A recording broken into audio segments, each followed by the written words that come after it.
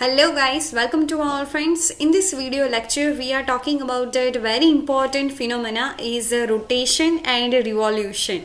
Okay, so welcome to all friends. In this video lecture we are jumping about two important movement which are related to our earth.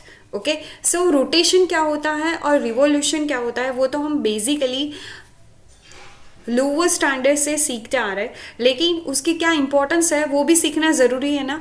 तो वो भी कुछ ना कुछ हद तक हमने सीखा हुआ है, लेकिन चलो आज रिकॉल कर देते हैं। सो इकोलॉजी की सीरीज वीडियो लेक्चर्स के अंदर आज हम पढ़ने वाले first topic rotation and revolution. Okay, so rotation क्या होता है कि rotation is the movement of the earth on its axis. Okay, earth जो है अपनी मूवमेंट जो करती है अपनी एक्सिस के ऊपर, उसे बोला जाता है रोटेशन।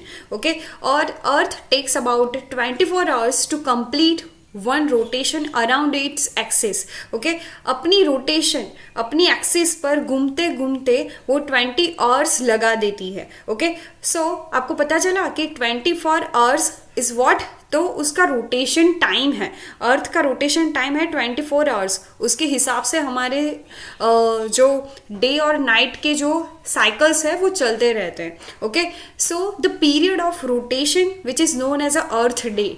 ओके, उस पीरियड को 24 आवर्स को क्या बोला जाता है? अर्थ डे बोला जाता है। That is very important, please note down, this is called that earth day.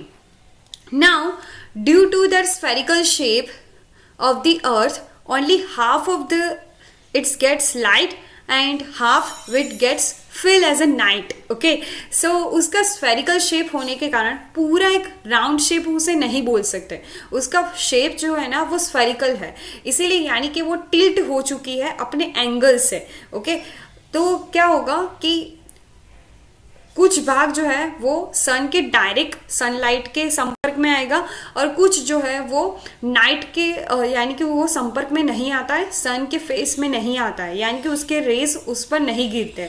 तो वो भाग क्या कहलाएगा? नाइट। मान लीजिए कि यहाँ पर नाइट है और यहाँ पर क्या है? डे है, क्योंकि यहाँ पर सन है। मान लीजिए यहाँ पर सन है तो क्या होगा? डायरेक्ट रेज जो है वो यहीं पर ही फॉल होगी। इस जगह पर क्या होगा? नाइट होगा, यानी कि इस जगह पर रहने वाले जितने भी ऑर्गेनिज्म है वो क्या कर रहे होंगे? नाइट में स्लीपिंग कर रहे होंगे, और यहाँ पर जितने भी ऑर्गेनिज्म है वो एक्टिव है। तो ऐसे करके हमें क्या मिलता है? टू टाइप से हमें हाफ मिल जाता है। ओके, यहाँ इस हाफ के अंदर क्या चल रहा होगा? डे लाइट और डे चल रहा होगा, यहाँ पर क्या होगा? नाइट होगा। Now moving towards you can see that here, कि आप देख सकते हो क्लियरली कि जैसे जैसे ये सन की जो लाइट है वो क्लियरली यहाँ पर क्या कर रही है? फॉल आउट हो रही है। तो इस जगह पर क्या होगा? डे होगा, और इस जगह पर क्या होगी? नाइट होगी। सो इस पूरे एरिया को, मार्जिन को किसी ने क्या किया है? सेपरेट किया है। ओके, तो इस सेपरेट जो है ना, इस एरिया को बोला जाता है एल्यूविएशन स्फीयर। ओके, कि जो क्या कर रहा है? डे हाफ को और नाइट हाफ को सेपरेट कर रहा है। ओके,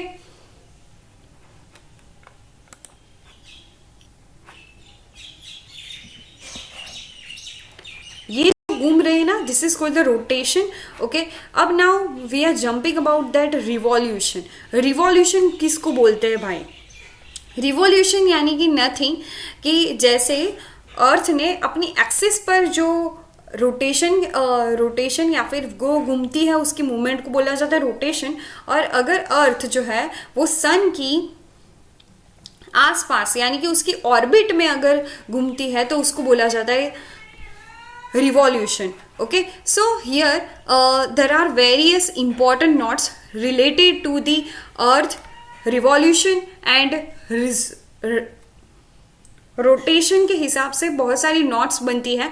उस नॉट्स को मैंने यहाँ पर बहुत ही ज़्यादा शॉर्ट करके आपके लिए लिखा है। सो यहाँ पर क्या होगा? देखो कि 21 जून के अंदर क्या होता है? लॉन्गेस्ट डे होता है और शॉर्टेस्ट नाइट होती है। ओके, क्योंकि यहाँ पर क्या होता है? हमारे नॉर्दर्न हेमिस्फीयर की जब बात करते हैं तो 21 जून को क्या होता है? समर सीजन होती है, जबकि सदर्न हेमिस्फीयर में क्या होता है, विंटर सीजन होती है। ओके, तो इस पूरे फिनोमेना को बोला जाता है समर सॉल्टेसी। ओके, क्या बोला जाता है इसे, समर सॉल्टेसी।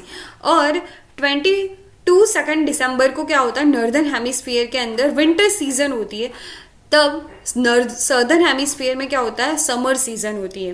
क्योंकि यहाँ पर क्या होता है कि 22 दिसंबर को सदर्न हेमिस्फीयर के अंदर जो सन के जो रेज है वो डायरेक्टली फॉल होते हैं, तो उस जगह पर क्या होगा, समर होगा और ज़्यादातर वार्मेस्ट एरिया बन जाएगा वो। लेकिन नॉर्दर्न हेमिस्फीयर में क्या होता है, उस समय विंटर सीजन चल रहे होते हैं, क्योंकि जो सन रेज है वो डायरेक्टली उस पर फॉल आउट नहीं हो रहे हैं और सन जो है वो कम वार्मेस्ट है। ओके, सो इसीलिए उसको बोला जाता है विंटर सीजन, और इस पूरी फिनोमेना को बोला जाता है विंटर सॉल्टेसी। ओके, सो इन दोनों फिनोमेना को बहुत ही ज़्यादा याद रखिएगा कि समर सॉल्टेसी और विंटर सॉल्टेसी जो है ना, वो अकॉर्डिंग टू नॉर्दर्न हेमिस्फीयर के हिसाब से बोला जाता है। ओके, जब नॉर्दर्न हेमिस्फीयर के अंदर समर सीजन चलती होती है उसे बोला जाता है समर सॉल्टेसी। ओके, और जब नॉर्दर्न हेमिस्फीयर के अंदर जब विंटर सीजन चल रही होती है उसे बोला जाता है विंटर सॉल्टेसी।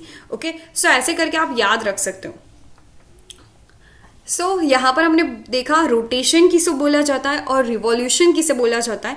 रिवॉल्यूशन में एक दूसरी बात मैंने बताई नहीं कि रिवॉल्यूशन के अंदर यानी कि अर्थ सन के आसपास घूमने में 365 डेज लगा देती है, तब जाकर एक पूरा ईयर कंप्लीट होता है, और उन 1 ईयर के अंदर उसने पूरा एक 1 ऑर्बिट उसने क्या कर दिया होता है, सन के आसपास पूरा कंप्लीट कर दिया जाता है। ओके, यानी कि अर्थ जो है वो क्या करती है, 1 ईयर के अंदर पूरा सन के आसपास एक चक्कर लगा देती है, और साथ ही साथ वो अपनी रोटेशन भी क्या चालू रखती है। तो रोटेशन और रिवॉल्यूशन दोनों साथ में होते हैं। ऐसा नहीं है कि जब रिवॉल्यूशन होगा तब रोटेशन बंद हो जाएगा और जब रोटेशन होगा तब रिवॉल्यूशन बंद हो जाएगा, ऐसा नहीं होता है। दोनों एक साथ में साइमल्टेनियसली अर्थ उसे क्या करती है, कैरिड आउट करती है। So I hope you are clearly understood this short topic, but it is very important to our earth. Thank you so much for watching. Please like and subscribe my channel.